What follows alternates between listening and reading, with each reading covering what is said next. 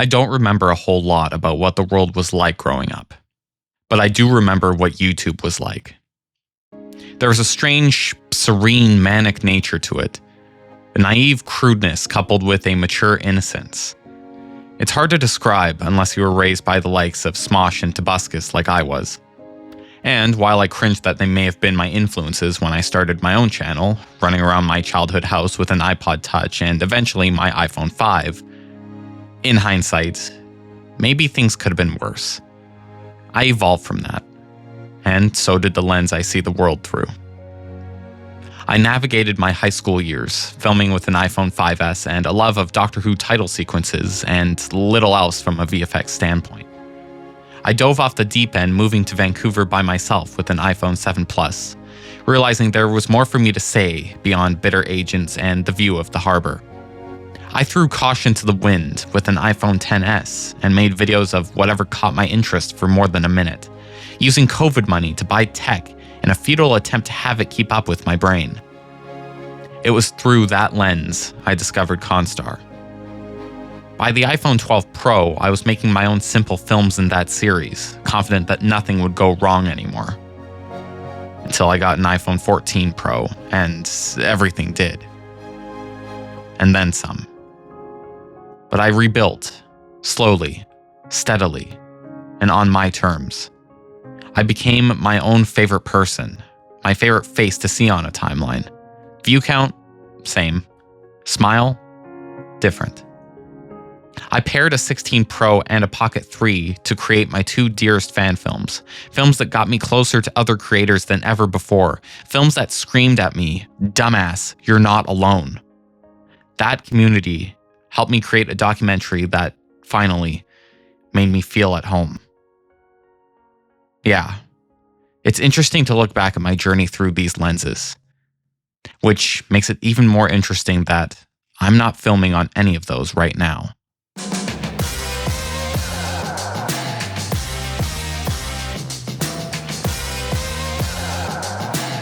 The Lumix S1R2, 44.3 megapixels, full frame, 8.1K open gate, 40 frames per second, blackout-free shooting, advanced autofocus, and I'm not a camera review YouTuber. I will never be that. I honestly don't care about specs. I'm reading them from my phone. What I care more about is living, how this camera makes me feel, how this has really become an extension of my creative life, and how I see the world. So I want to live. The weather's nice, the snow's melting, and I need a coffee. Shine, shine, shine.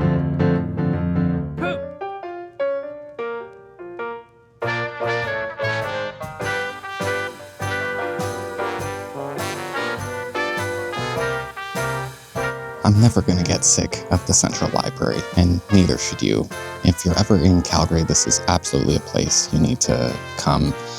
Granted, a few too many live events. It's a library, so it's kind of weird that that's the case, but views are fantastic. The architecture, I feel like this is a great representation of where Calgary's going to be. I love the wood tones, and the camera captures it beautifully, and that's the thing I love about this, the sense of texture, the sense of richness.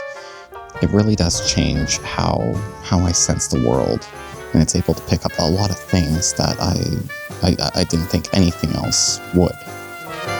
There's a lot of things in various cameras where I would used to walk past, but this camera's been challenging me to really pay attention to the little things in texture and in movement. Take a few chances and really experiment with angles as well, both for photography and for video, and it's been very, very rewarding to use. It doesn't tend to punish me too much either. I might miss the occasional thing, but it never deters me.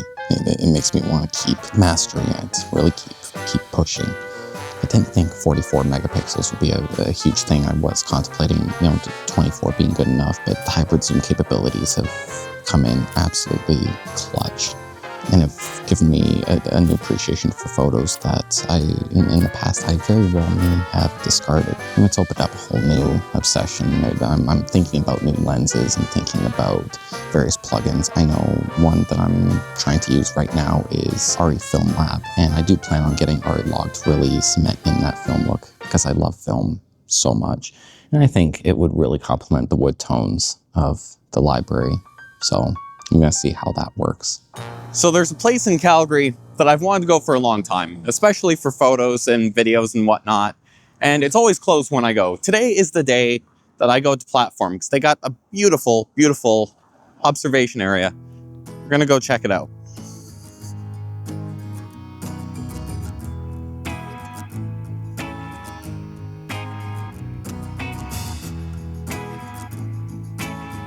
I cannot believe I haven't been here yet. I can't believe that I've been holding off. This is cream of the crop territory here in the city, not advertised enough. Go to the 7th floor before 4 o'clock and you will not be disappointed, especially on such a lovely day as this. Winter, we've been very, very fortunate here to have the winter that we've had. Very, very warm. It is, what's the temperature? It's 8 degrees right now. Absolutely amazing. And then you get so many views to look at. So many skyscrapers, train lines. You get, I don't know if you guys can see it. I'll get some better footage. There's the arena being built. I can see it from here. I can see everything. But the crane's moving. I gotta get more video. Holy cow. And photos. That's the thing about this. True hybrid. True hybrid. The photos, top notch. Video, top notch. It's exactly what I wanted.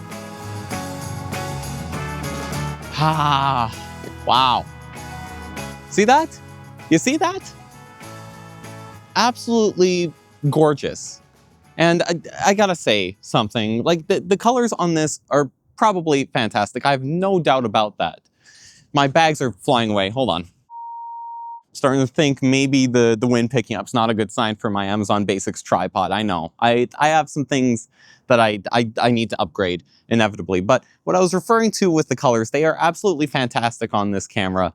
And this is 420. This isn't even 422. This isn't the maximum potential because I'm shooting an open gate right now, which is an amazing convenience, anamorphic, social media, whatever. The color DNA in this thing, this is also why I chose this camera over the S1 II, which sure, S1 II is faster, but there's something very, very organic about how this camera identifies colors. And sure, you can most likely get the S1 II to match the color fidelity in post. But I feel like it speaks to the identity of this camera that it's just there from the get-go. Something about this sensor. I don't care about rolling shutter. I don't care about any of that. I care about the camera being able to see the blood in my hands, in my face, and know that I'm alive. For a good chunk of my time on YouTube, I made a point to only do the mobile side of photography and video. And it's because I want to see how far that technology can go. And I agree, it has come a very, very long way from when I started.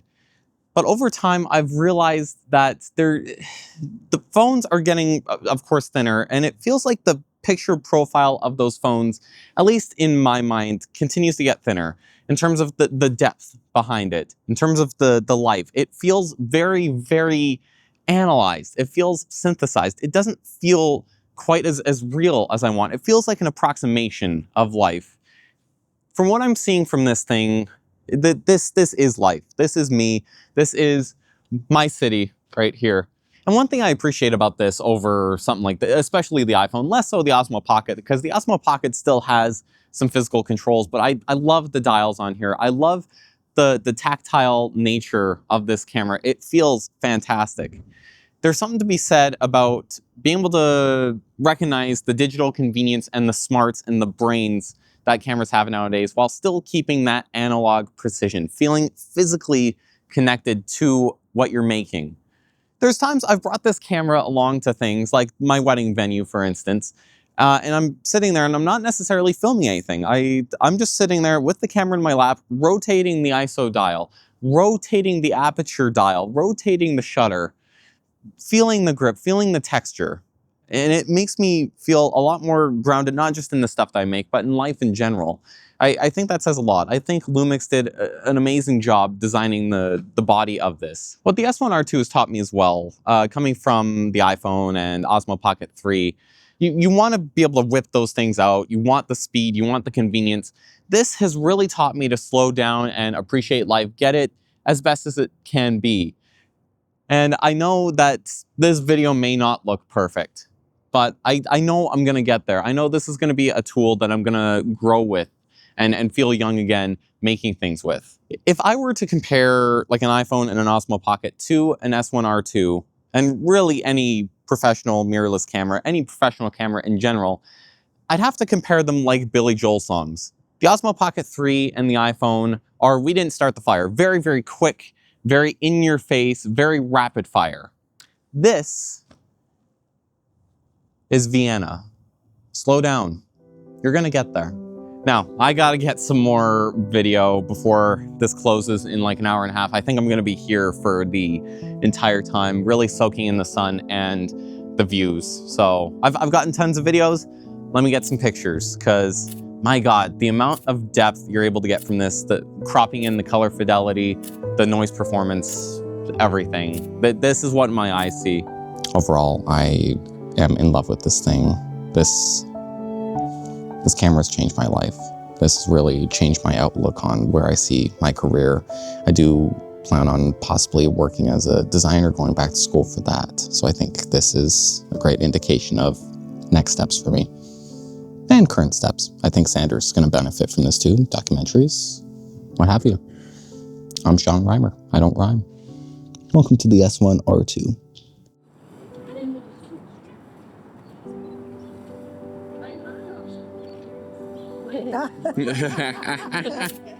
Sorry, not sorry, Dad.